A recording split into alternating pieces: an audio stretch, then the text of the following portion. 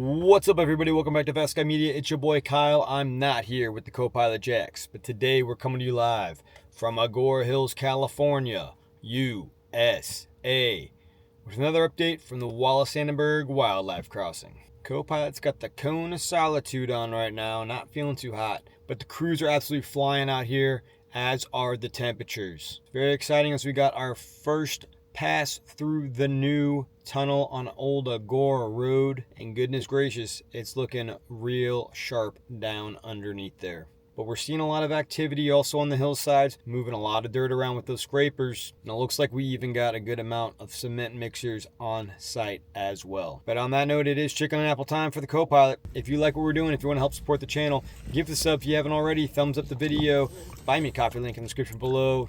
Comment on the video for better, for worse. All that goes a long ways in keeping us on the road, bringing y'all that quality content. But without further ado, let's go ahead and get on out there. Show you guys what's going down. Peace.